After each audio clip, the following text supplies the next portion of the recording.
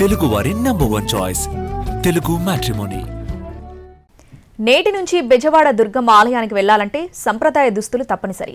ఆలయ పవిత్రతను కాపాడి భక్తుల్లో ఆధ్యాత్మిక భావాన్ని మరింత పెంపొందించేందుకే ఈ నిర్ణయం అంటున్నారు అధికారులు.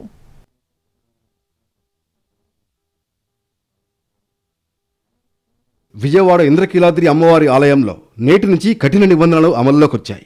దర్శనానికి వచ్చే వారికి సాంప్రదాయ దుస్తులు లేకుంటే ఆలయంలోకి అనుమతించారు. అమ్మవారి ఆలయంలో సెల్ ఫోన్ వాడకంపై కూడా పూర్తిగా నిషేధం విధించారు.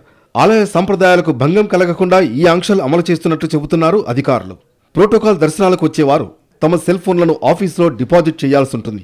భక్తులు, ఉద్యోగులందరికీ సాంప్రదాయ దుస్తులు తప్పనిసరి అని ఆదేశాలు జారీ చేశారు. స్కానింగ్ పాయింట్, టికెట్ కౌంటర్ వద్ద కఠిన తనిఖీలు నిర్వహించనున్నారు. ఇటీవల ఆలయ పాలక మండలి సమావేశాల్లో ఈ అంశంపై చర్చ జరిగింది. ప్రత్యేకించి శరన్నవరాత్రుల కాలంలో లక్షలాది మంది భక్తులు తరలి వస్తారు.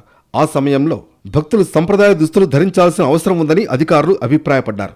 ఇప్పటికే తిరుమల శ్రీవారి ఆలయంలో సంప్రదాయ వస్త్ర విధానం విజయవంతంగా అమలవుతోంది.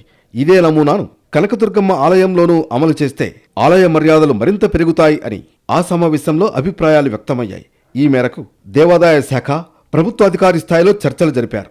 గత కొద్ది రోజుల నుంచి భక్తులకు పూర్తి స్థాయిలో అవగాహన కల్పిస్తూ దుర్గగుడిలో సంప్రదాయ దుస్తుల సైన్ బోర్డ్స్ ఏర్పాటు చేశారు.